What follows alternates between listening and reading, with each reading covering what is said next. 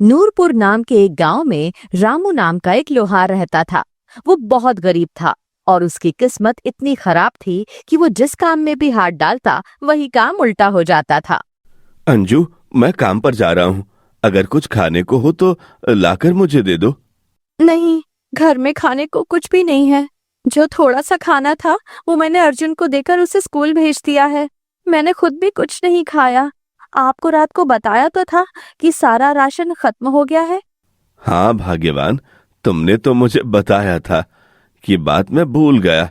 चलो, भगवान ने चाहा तो आज मैं जल्दी वापस आ जाऊंगा, तो फिर वापसी पर राशन भी ले आऊंगा। अरे आप कोई और काम क्यों नहीं करते? अपने काम को आगे बढ़ाने की कोशिश क्यों नहीं करते? आखिर गांव में और भी तो लोग हैं। उनके घर के हालात कितने अच्छे हैं, कितने खुश रहते हैं वो। और एक हम हैं जो 2 वक्त की रोटी के लिए तरसते हैं। आप अपने भाइयों को देखें, वो अपने परिवार में कितने अच्छे से रह रहे हैं।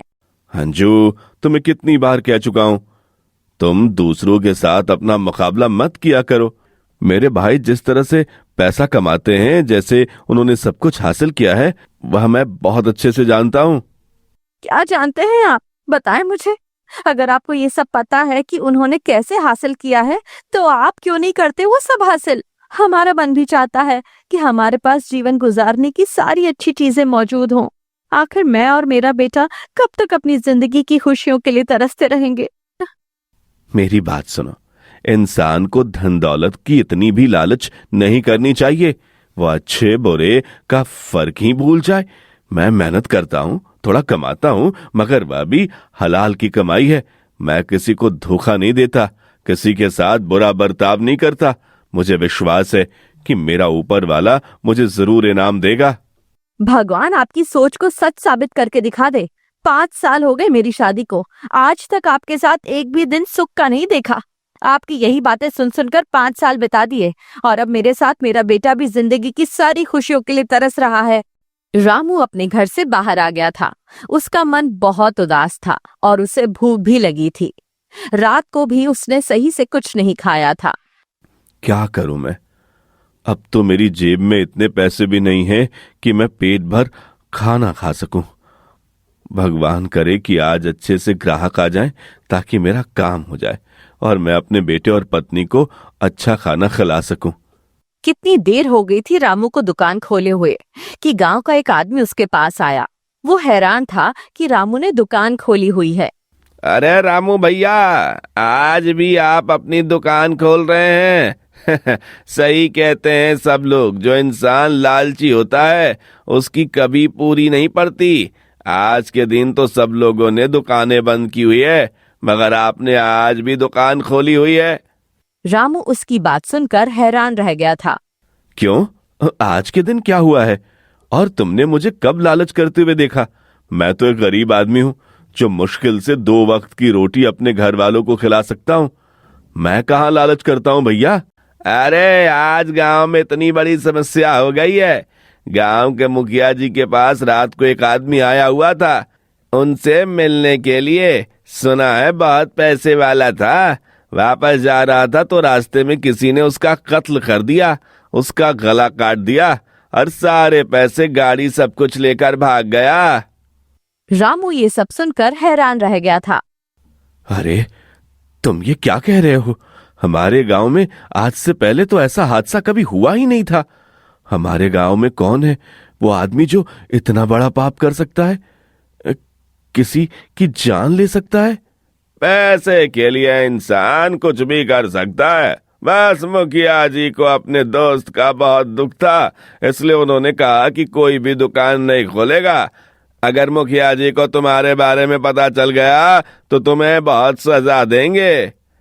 मैं क्या करूं मोहन भैया, मेरे पास तो फूटी कौड़ी भी नहीं है, घर में राशन नहीं है। मैंने सोचा था अगर ग्राहक आज आ गए तो घर में राशन ले जाऊंगा। तुम एक काम क्यों नहीं करते?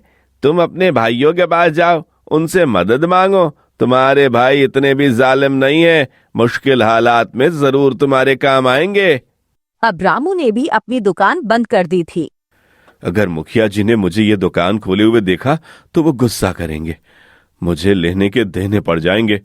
अब तो महीना खत्म होने को है, उसमें थोड़े से ही दिन बाकी हैं। ये दुकान का किराया भी देना है। मैं क्या करूं अब? मैं अपने भाई शंकर के पास जाता हूं, उससे मदद मांगता हूं। हो सकता है भगवान उसके दिल में मेरे लिए दया पैदा कर दे। रामू अब शंकर के घर की तरफ गया था। दरवाजे पर दस्तक दी तो दरवाजा उसकी भाभी ने खोला। हाँ बताओ रामू, कैसे आना हुआ? मुझे भैया से बात करनी थी। इस वक्त उनके कुछ मेहमान आए हुए हैं, वो उनके साथ व्यस्त हैं, तुम बाद में आना।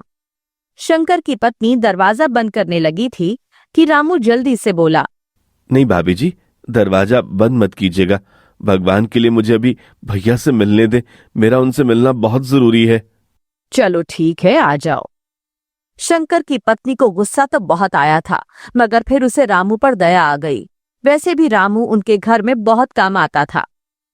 भैया किस तरफ है? वो सामने वाले कमरे में हैं, चले जाओ, अपने दोस्त के साथ हैं।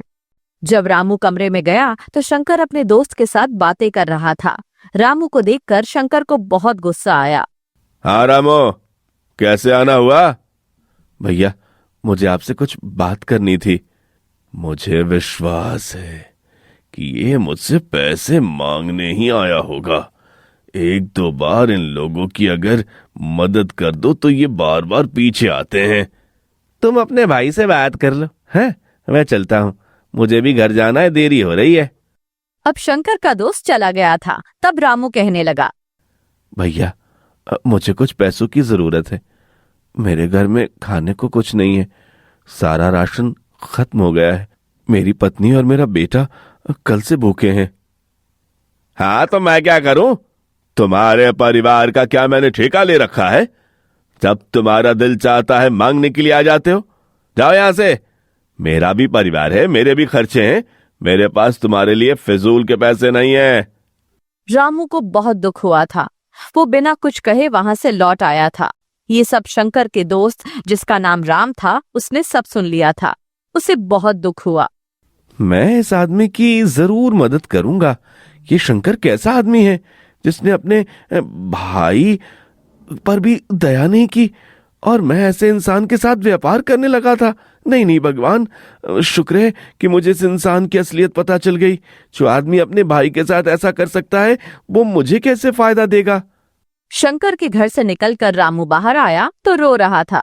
तभी उसके पास राम आया। मेरी बात सुनो, मैं तुम्हारी मदद करना चाहता हूँ। मुझे अपने बारे में कुछ बताओ। तुम्हारा शंकर से क्या रिश्ता है? क्या तुम सच में उसके भाई हो? हाँ भैया, शंकर सच में मेरे भाई हैं। मुझसे 5 साल बड़े हैं, मगर उन्होंने कभी भाई होने का फर्ज अदा नहीं किया। दोनों भाइयों ने मुझे अकेला छोड़ दिया और अपने परिवार के साथ अपना अलग घर बसा लिया। तुम्हारे दोनों भाई तो अच्छे घर में रहते हैं, अच्छा खाते पीते हैं, तो फिर तुम्हारे हालात ऐसे क्यों हैं? अरे क्या बताऊं भैया आपको, मेरे दोनों भाइयों ने मेरे माँ और बाबूजी से घर और खेत के कागजात पर दस्तखत करवा लिए थे। बस सब कुछ उन्होंने अपने नाम करवा लिया और मेरे हिस्से में कुछ भी नहीं आया।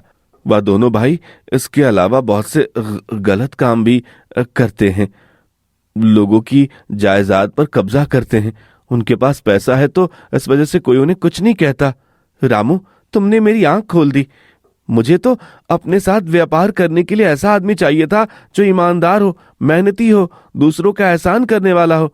क्या तुम मुझे बता सकते हो कि तुम कितना पढ़े हो और तुम क्या क्या कर सकते हो? मैं ज्यादा पढ़ा लिखा नहीं हूं साहब, मैं गरीब लोहार हूं, बस यही काम जानता हूं। अब ये कुछ पैसे रखो, घर में राशन लेकर आओ, मैं दोबारा तुमसे मिलने के लिए आऊंगा। मैं चाहता हूं कि तुम मेरे साथ काम करो। आपका बहुत बहुत धन्यवाद भैया कि आपने मेरी मदद की, मगर ये पैसे मैं नहीं रख सकता। मैं भिखारी नहीं हूं। अपने भाई के पास तो मदद मांगने के लिए गया था, मगर जब भाई ने मदद नहीं की तो मैं उनके दोस्त से भी ये पैसे नहीं लूंगा। वो मेरा दोस्त नहीं, मैं उसके साथ अपने सारे रिश्ते खत्म कर चुका हूं, और ये पैसे तुम्हें अपनी खुशी के लिए दे रहा हूं। अपने परिवार के लिए ले जाओ। रामू घर आया तो वो सारा राशन लेकर आया था। अंजू भी बहुत खुश हो गई। आज कितने दिनों के बाद हम लोग पेट भर के खाना खाएंगे। वैसे आज आपके पास ऐसा कौन सा आदमी आया था जिसने आपको इतने पैसे दे दिए? बस ऊपर वाले का एक नेक आदमी था, उसने मेरी इतनी मदद की। भगवान उसे खुश रखे, उसका भला करे। अगले दिन जब रामू घर से बाहर निकला तो उसे पता चला कि आज फिर से गांव में एक कत्ल हो गया है। ये क्या हो रहा है हमारे गांव में? आज से पहले तो ऐसे हादसे कभी पेश नहीं आते थे। वो अपनी दुकान पर था जब गांव के बहुत सारे लोग उसके पास आ गए थे और राजू भी आया। अरे रामू भैया, मुझे आपसे कुछ छुरियां और चाकू बनवाने हैं। अच्छे अच्छे चाकू और छुरियां आप बना दे जो बहुत मजबूत हो, और टोके भी बना दीजिएगा। हाँ हाँ भैया, जो कहोगे बन जाएगा। एक बात कह सकता हूँ? रामू ने वो उसके बताए हुए सारे चाकू, छुरियां और टोके बना दिए थे। ये लो रामू भैया, तुम्हारे पैसे। अरे राजू भैया, आप तो मुझे ज्यादा पैसे दे रहे हैं। इतने पैसे मेरे काम के नहीं बनते। ये बाकी आप रख लें। ये तो मैं तुम्हें खुशी से दे रहा हूँ, रखो। और एक बात वादा करो, मैं तुम्हारे पास जो भी काम करवाने आऊंगा तुम उसके बारे में किसी को नहीं बताओगे। हाँ हाँ भैया, चिंता मत करो। वैसे इतने राज आखिर क्या कारण है? तुम्हें राज रखने के ज्यादा पैसे मिलेंगे। क्या तुम ज्यादा पैसे नहीं लेना चाहते हो? मेरे मन में कोई लालच नहीं है। मैं सिर्फ अपनी मेहनत के ही पैसे लेना चाहता हूँ। तुम बहुत बेवकूफ हो, सारी जिंदगी बेवकूफ रहोगे। अपने भाइयों को देखो, कहां से कहां पहुंच गए, और तुम अभी तक वहीं के वहीं हो। अब हर दूसरे तीसरे दिन गांव में किसी न किसी आदमी की लाश मिलने लगी थी। अब पुलिस वाले भी गांव के सभी लोगों से पूछताछ कर रहे थे। एक दिन इंस्पेक्टर रामू के पास आया। हाँ भाई लोहार, बताओ, जब ये कत्ल की वारदातें हुई तब तुम कहाँ थे? इंस्पेक्टर साहब, मैं अपने घर में था और पत्नी और बेटे के साथ भी था। और मैं शाम को घर जाता हूँ तो घर जाते ही सो जाता हूँ। अगले दिन सुबह ही घर से बाहर निकलता हूँ। सारा दिन काम करने के बाद इतना थक जाता हूँ कि कभी घर से बाहर निकलता ही नहीं हूँ। क्या तुम्हें किसी पर शक है? क्या तुमने गांव में कोई ऐसा आदमी देखा है जो संदिग्ध हो, जिसकी हरकतें तुम्हें अजीब लग रही हो? नहीं साहब, मैंने तो कभी किसी को इस नजर से नहीं देखा, ना ही मुझे किसी पर शक है। अगर मुझे ऐसा आदमी नजर आया तो मैं जरूर आपके पास आऊंगा। इंस्पेक्टर को भी रामू के अंदाज और बातों से पता चल गया था कि वो एक सच्चा आदमी है और जो बोल रहा है वही सच है। रामू अब दिन रात काम करने लगा था क्योंकि अब उसके पास बहुत सारे लोग आने लगे थे। दिन ब दिन उसके पास ग्राहक बढ़ते जा रहे थे। अरे रामू भैया, आज भी मुझे आपसे कुछ सामान बनवाना है। मुझे ये सारा सामान आज ही बना कर दो। हाँ हाँ बताओ, क्या करना है? मुझे कुछ चाकू बना कर दो, साथ में कुल्हाड़ियां भी। अरे भैया, तुम इतने सामान का करते क्या हो? जहां तक मेरा अंदाजा है तुम तो लकड़हारे हो और तुम्हारा काम तो सिर्फ कुल्हाड़ी से। ये रोजाना चाकू छुरिया बनवाना, तुम इतना पैसा क्यों खर्च करते हो? तुम्हारे लिए तो एक कुल्हाड़ी ही काफी है। अरे भैया, तुम्हें तो खुश होना चाहिए कि तुम्हें बैठे बिठाए इतना काम मिल रहा है, इतने पैसे मिल रहे हैं। तुम्हें क्या एतराज? नहीं नहीं नहीं, मुझे क्या एतराज होगा? जो बनवाना है बताओ, मैं बना देता हूँ। रामू अब मन ही मन सोचने लगा था कि ये आदमी कर क्या रहा है। एक दिन रामू ने राजू को शंकर के साथ देखा था। वो दोनों सिर झुकाए बातें कर रहे थे।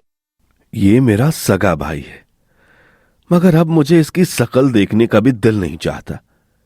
एक दिन में नफरत हो गई है मुझे इससे, जितनी आज तक मैंने कभी किसी के लिए महसूस नहीं की।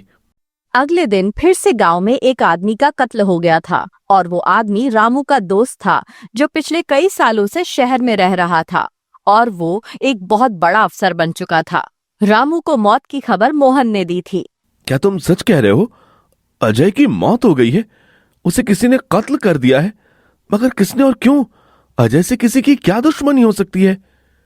क्या कह सकता हूँ रामू भैया, अब या तो कातिल को पता होगा उसने ऐसा क्यों किया। वैसे समझ में तो यही बात आ रही है कि अजय को भी पैसे के लिए ही कत्ल किया गया, क्योंकि उसके पास जो गाड़ी और पैसा था सब कुछ छीन लिया गया। अब पुलिस भी पहुंच चुकी है। मुझे भी अजय का चेहरा देखना है। मैं भी एक बार लाश को करीब से देखना चाहता हूँ। रामू बहुत ज्यादा रो रहा था, बहुत परेशान था। बार बार अजय का चेहरा उसकी आंखों के सामने आ रहा था। जब रामू अजय के पास गया तो उसे अपने आंसुओं पर काबू नहीं रहा। मेरे दोस्त, तुम इतने अच्छे आदमी थे। तुम दुनिया में पहले आदमी थे जिसने मुझे सिखाया था कि जिंदगी में दोस्ती बाकी रिश्तों से बढ़कर होती है। तुमने कभी मेरे और अपने दरमियान पैसों की दीवार बनकर नहीं आने दिया, बल्कि मेरे साथ वैसे ही दोस्ती रखी जैसे बचपन में थी। सभी लोग रामू की बातें सुन रहे थे। तभी रामू ने एक चीज को देखा। उसकी आंखें फटी की फटी रह गई थीं। क्या हुआ रामू, क्या देख रहे हो तुम? कुछ नहीं मोहन भैया, बस वैसे ही अपने दोस्त की एक बात याद आ गई। अभी वहां पर बाकी सिपाही खड़े थे। इंस्पेक्टर वहां पर नहीं आया था। इंस्पेक्टर साहब कहाँ हैं? इंस्पेक्टर साहब थाने में, उनकी एक अहम मीटिंग है, बस थोड़ी देर में पहुंचने वाले हैं। मोहन भैया, मैं अभी आता हूँ। अरे रामू, मुझे तुमसे कुछ सामान बनवाना है और सामान मुझे अभी चाहिए। मोहन भैया, मैं आपको सब कुछ बना कर दूंगा, आप जो कहेंगे, बस मुझे थोड़ी देर दे दें। इस वक्त तो अजय की वजह से मैं कोई काम नहीं कर सकता, मुझ में इतनी हिम्मत भी नहीं। रामू वहां से निकलकर दौड़ता हुआ आ गया था। वो कहाँ गया था किसी को कुछ पता नहीं था। वो थाने आ गया था। अरे रामू, तुम यहाँ? खैरियत? सुना है तुम्हारे गांव में फिर एक कत्ल हो गया। मैं भी वहीं आ रहा था। मैं इसलिए आपके पास आ गया, आपने मुझे कहा था कि कुछ पता चले, किसी पर शक हो तो मैं सबसे पहले आपको बताऊं। अपने वादे को पूरा करने के लिए आ गया हूं। इंस्पेक्टर रामू की बात सुनकर चौंक गया। हाँ बोलो रामू, क्या बात है? मैंने लाश के पास एक चाकू देखा और मैं जानता हूं वो चाकू किसका है।